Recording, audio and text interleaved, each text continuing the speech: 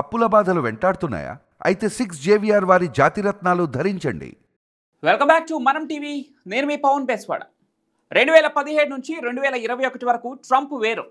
కానీ రెండోసారి అధ్యక్ష బాధ్యతలు చేపట్టిన తర్వాత ట్రంప్లో ఒక అనూహ్యమైన మార్పు చూస్తున్నారు అమెరికా ప్రజలతో పాటు ప్రపంచం కూడా.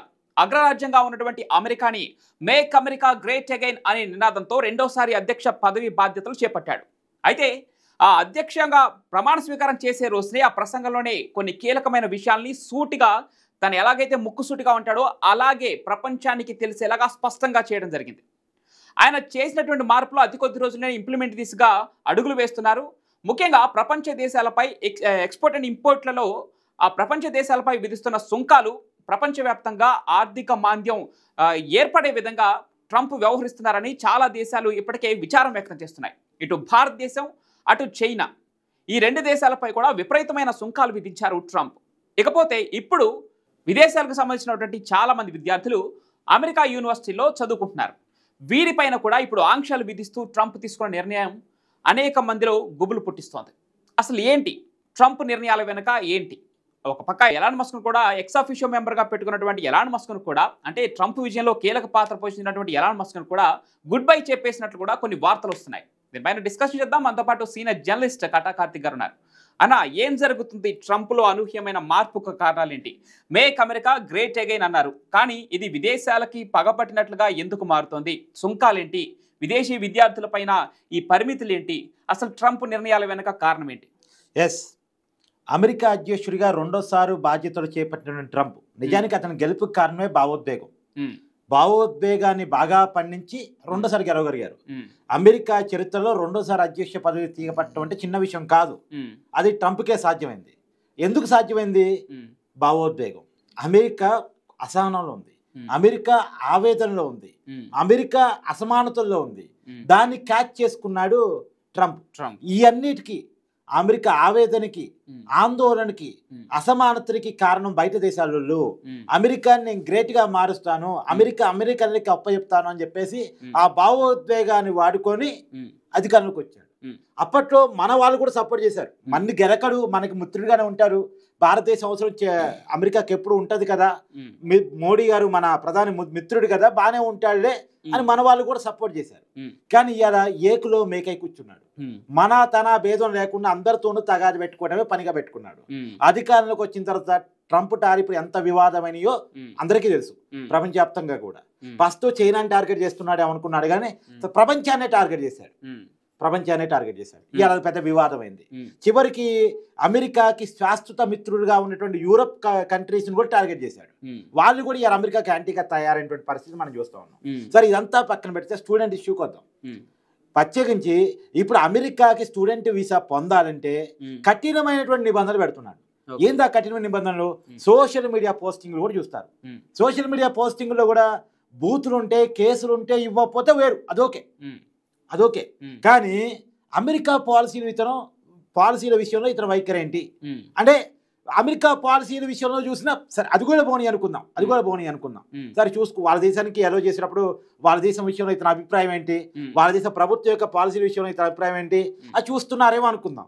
కానీ ప్రపంచ దేశాల మధ్య జరుగుతున్న పరిణామాల్లో కూడా ఇతని వైఖరి ఏంటి అంటే, ఎగ్జాంపుల్, ఇతను పాలస్తీనాకి సపోర్ట్గా పోస్ట్ పెట్టున్నాడు అనుకో, నీకు అమెరికాకి వీసా రాదు, నీకు అమెరికా యూనివర్సిటీలో అడ్మిషన్ దొరకదు. ఒక అడ్మిషన్ దొరికినా సరే నీకు వీసా ఇవ్వం. అది ఇప్పుడు ట్రంప్ పెడుతున్న నిబంధన. అంటే సోషల్ మీడియా పోస్ట్ని కూడా ఎంత క్షుణ్ణంగా చూస్తున్నారో అర్థం చేసుకో. ఏంటి దీనివల్ల సాధించేది? మామూలుగా అమెరికా చెప్పేది ఏంటంటే, చైనాలో ఫ్రీడమ్ ఉండదు, కానీ అమెరికాలో ఫ్రీడమ్ ఉంటుంది. ఇప్పుడు అమెరికా అనేది ఫ్రీడమ్ కంట్రీ. మా దేశంలో తుపాకులు కూడా పట్టుకునేంత స్వేచ్ఛ మా దగ్గర ఉంటుంది అంటారు. మనం అనేక కంప్లైంట్స్ అమెరికా విషయంలో అమెరికా ప్రభుత్వాన్ని చేసాం. ఏంది, మీ దేశంలో మా జెండాను దగ్గర పెట్టారు. అవునండి, ఫ్రీడమ్ ఉంది మా దేశంలో, తగలబెడతారు, దాని మీద మేము కేసులు పెట్టమన్నారు అప్పట్లో. తర్వాత మన వ్యక్తుల మీద అక్కడ చాలా దాడులు జరిగినాయి. ఆ విషయంలో మనం కంప్లైంట్ చేసినప్పుడు మా దేశంలో కొద్దిగా ఫ్రీడమ్ ఎక్కువ. వాళ్ళు చెప్పుకునేది ప్రతిసారి మనం కంప్లైంట్ చేసిన ప్రతిసారి కూడా మా దేశంలో ఫ్రీడమ్ ఎక్కువ అంటారు. ఈవెన్ దో అమెరికా తుపాకుల కల్చర్కి మన దేశంలో ఉన్నటువంటి చాలా మంది బలయ్యారు. మన రాష్ట్రాల్లో ఉన్న వాళ్ళు కూడా చాలా మంది బలయ్యారు. ఇప్పుడు ఆ గన్ కల్చర్ వాళ్ళు చాలా ఇబ్బంది అవుతుంది అన్నా కానీ వాళ్ళు ఫ్రీడమ్ అండి, గన్ను పెట్టుకునేటువంటి గన్ను క్యారీ ఆన్ చేసే కల్చర్ మా దగ్గర ఉంది అంటే తుపాకులు అమ్ముకునేటువంటి దేశం అమెరికా. ప్రజల చేతుల్లో తుపాకులు ఉంటాయి. వాళ్ళు ఎవరికి ఎప్పుడు కోపం వచ్చినా అది ఎవరిని కాలుస్తున్నారో కూడా తెలియకుండా కాల్ చేస్తూ ఉంటారు, పిట్టని కాల్చినట్టు. మన హైదరాబాద్ కూడా చనిపోయారు. సో కాబట్టి ఆ విషయం మీద అనేక కంప్లైంట్స్ పోయినా వాళ్ళు చెప్పే ఒక్క మాట మా దేశంలో ఫ్రీడమ్ ఎక్కువ. కానీ మరి ఆ ఫ్రీడమ్ ఎక్కువ అనేటువంటి అమెరికా ఇవాళ సోషల్ మీడియాలో ఉన్నటువంటి ఫ్రీడమ్ ఎందుకు తొక్కేస్తా ఉంది? పైగా అమెరికా అంటది చైనాని నీ దేశంలో ఫేస్బుక్ లో నీ దేశానికి వ్యతిరేకంగా కామెంట్ చేసుకునివ్వు, నీ దేశంలో నీ దేశం మీడియాలో నీ ప్రభుత్వానికి వ్యతిరేకంగా మాట్లాడుకోనివ్వు, మీడియాని నీ చేతిలో పెట్టుకుంటావు, తర్వాత ప్రసార మాధ్యమంలో మొత్తం నీ చేతిలో పెట్టుకుంటావు, సోషల్ మీడియా నీ చేతిలో పెట్టుకుంటావు. కానీ నా దేశంలో అలా ఉండదు. నా దేశంలో ఎవరు ఏదైనా మాట్లాడుకోవచ్చు, నా దేశంలో ఎవరు ఏదైనా చేసుకోవచ్చు అనేటువంటి వ్యవహారం అమెరికాకు ఉంటుంది. మరి ఇలా అమెరికా చేస్తుంది ఏంది? అమెరికా బేసిక్ భావాజాలానికి వ్యతిరేకంగా అమెరికా ప్రవర్తిస్తూ ఉంది.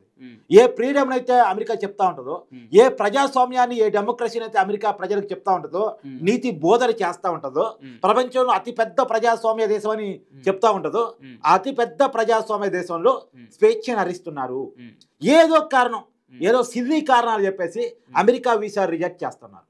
అమెరికా సరే, అమెరికా వీసా వచ్చి అమెరికా వెళ్ళిన తర్వాత కూడా ఏ కారణం పేరుతో, ఇప్పుడు పవన్ నేను కావాలని నిన్ను అవాయిడ్ చేయాలని చూస్తున్నా, నేను కావాలని ఇక్కడ నుంచి నేను పంపించాలని చూస్తున్నా అనుకో, కావాలని కారణం వెతుక్కుని ఏదో కారణం దొరికింది. మామూలుగా కారణం దొరకటం వేరు, కారణాన్ని వెతుక్కోవడం వేరు. ఇప్పుడు అమెరికా కారణాలు వెతుక్కుంటుంది. ఈ స్టూడెంట్కి వీసా రాకుండా ఎలా చేద్దాం, ఈ స్టూడెంట్ని అమెరికా నుంచి ఎట్టా పంపించేద్దాం, ఇతను భారతీయ స్టూడెంట్, ఇతను చైనా స్టూడెంట్, ఇతను కెనడా స్టూడెంట్, లేదా ఇతను యూకేకి సంబంధించినటువంటి వ్యక్తి, ఇతను ఎలా పంపించేద్దాం, ఏదో కారణాలు వెతుక్కుంటా ఉంది. ఇది తప్పు కదా అనేది. ఇప్పుడు వాడేదో నేరం చేశాడు, నీ దొరికిపోయాడు, వీసా రద్దు చేయి పంపించేసాయి. వాడు ఇల్లీగల్గా వచ్చాడు, పట్టుకొని వాళ్ళ దేశాన్ని పంపించాయి, ఇదంతా ఓకే. కానీ నువ్వు కారణాలు ఎత్తుక్కొని మరి పంపించేస్తున్నావు కదా, ఇది కరెక్ట్ కాదనేటువంటిది. ఇంకొక విషయం కూడా అమెరికా తెలుసుకోవాల్సిందంటే, ప్రపంచంలో స్వేచ్ఛా వాణిజ్యం ఉండాలి అంటే వ్యాపారం ఏ దేశంతో ఏ దేశమైనా చేసుకోవాలి, సుంకాలు ఉండకూడదు, సుంకాలు తగ్గించాలి. తర్వాత ఎవరు ఎక్కడైనా బతకగలగాలి, గ్లోబల్ మార్కెట్ రావాలి, ఎవరు ఎక్కడైనా చదువుకోవాలి, ఎవరు ఎక్కడైనా ఉద్యోగం చేయాలి, ఎవరు ఎక్కడైనా బతకగలగాలి అనేటువంటి సిద్ధాంతాన్ని ప్రపంచానికి పరిచయం చేసింది అమెరికా. మరి ఇవాళ ఎలా అమెరికా మా దేశానికి వచ్చే విద్యార్థులను కట్టడి చేస్తామని చెప్పింది, మా దేశంలో పనిచేసే వాళ్ళని కట్టడి చేస్తామని చెప్పి విద్యార్థుల విషయంలో అలా ఉంటే భారతదేశం పైన కూడా తన వక్ర బుద్ధి మరొకసారి చాటుకున్నారు. యాపిల్ సంస్థ ఉంది కదా, యాపిల్ సంస్థ విషయానికి వచ్చేసరికి ట్రంప్ ఆ యాపిల్ సిఇఓకి ఒక నిబంధనలు పెట్టడం జరిగింది. భారతదేశంలో మన ప్రోడక్ట్ని ఉత్పత్తి చేస్తే ఇక్కడ అమెరికాలో మీ పైన సుంకాలు రెట్టింపు చేస్తా అంటూ కూడా యాపిల్ సిఇఓకి వార్నింగ్ ఇవ్వడం జరిగింది. అంటే ఎవరికి వారిగా బెదిరిపిస్తా ఉన్నాడు.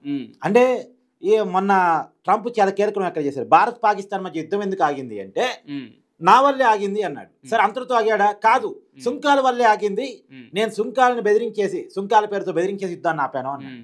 ఇప్పుడు నువ్వు అన్నట్టు యాపిల్ సిఇఓని కూడా వాళ్ళ దేశంలో పెట్టుబడి పెడితే ఇక్కడ సుంకాలు పెంచుతానని చెప్పి బెదిరించడం, అంటే ఇలాంటి సిల్లీ థింగ్స్ కి ట్రంప్ పాల్పడుతున్నాడు. ఇక్కడ ఒక ఇంట్రెస్టింగ్ విషయం, భారతదేశం తీవ్రంగా ఖండించింది. మీ సుంకాల వల్ల ఆగలా, మీ మధ్యవర్తిత్వం వల్ల ఆగలా, పాకిస్తాన్ మోకాల మీద కూర్చొని వేడుకుంది కాబట్టి ఆగాము, నీ వల్ల ఆగిందే లేదు, అతను నీ మధ్యవర్తిత్వం ఎవడు అడగంది లేదు, నువ్వు అవసరం కూడా లేదు మాకు అని చెప్పి చాలా క్లియర్ గా భారతదేశం చేస్తాయి. యాపిల్ గురించి మనం మాట్లాడుకుంటున్నాం కాబట్టి ఇక్కడ ఒక ఇంట్రెస్టింగ్ పాయింట్ ఏంటంటే, చైనా కంటే కూడా భారతదేశం నుంచి అమెరికాకి ఎక్కువగా ఐఫోన్లు ఎగుమతి అవుతున్నాయి. ఇది ఒక ఇంట్రెస్టింగ్ పాయింట్. మొన్నటి వరకు చైనాని కూడా అధిగమించేసింది భారత్. ఇప్పుడు భారతదేశంలో తయారైనటువంటి ఐఫోన్లు మొన్నటి వరకు అమెరికాలో ఉంటే అక్కడ చీప్గా వస్తాయి, అక్కడి నుంచి ఇక్కడికి మనం ఇంపోర్ట్ చేసుకుంటూ ఉంటాం, మన రిలేటివ్స్ తెప్పించుకోవడం ఇలాంటివి చేస్తూ ఉంటాం కదా. ఇప్పుడు భారతదేశం నుంచి 46% ఎక్స్పోర్టింగ్ పెరిగింది అమెరికాకి ఐఫోన్లు. సో ఈ ట్రంప్ మరి ఇంకా ఎలాంటి చర్యలు తీసుకోబోతున్నాడు యాపిల్? ఇంకో గుర్తుపెట్టుకో, ఏ ఐఫోన్ అయినా ఏ వాణిజ్య కంపెనీ అయినా ఆలోచించేది ఏంటంటే, భారతదేశంలో జనాభా ఎంత, 140 కోట్ల మందికి పైగా. అంటే ఈ 140 కోట్ల మందిని మనం జనాభా అనుకుంటాం, కంపెనీలు ఏమనుకుంటే కస్టమర్స్ అనుకుంటాయి. సో భారతదేశంలో అత్యధిక మార్కెట్ ఉంది, ఎక్కువ మంది కస్టమర్స్ ఉన్నారు, ఎక్కువ మంది యువత ఉన్నారు, కరెక్ట్, ఎక్కువ మంది యువత ఉన్నారు. కాబట్టి భారతదేశం అనేది అతిపెద్ద మార్కెట్. భారతదేశంతో ఏ కంపెనీ పెట్టుకోదు, ఏ వ్యాపారం చేసే వాళ్ళు పెట్టుకోరు. కేవలం ట్రంప్ పిచ్చి నిర్ణయాల ఫలితంగా, ఇప్పుడు ట్రంప్ వద్దన్నా సరే ఐఫోన్ వాళ్ళు ఏం చెప్పారు, మేము భారతదేశంలో పెట్టుబడి పెడతాం, ఉత్తరప్రదేశ్లో పెట్టుబడి పెట్టేదే అన్నారు. ఎందుకు? ఐఫోన్ భారతదేశంతో పెట్టుకోదు.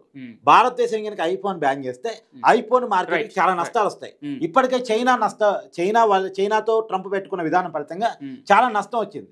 రెండోది, అమెరికా వక్ర బుద్ధి ఎలా ఉంటుందంటే, భారత్ పాక్ మధ్య 1972లో 73లో యుద్ధం జరిగితే పాకిస్తాన్ పక్కన నుంచి ఉంది అమెరికా.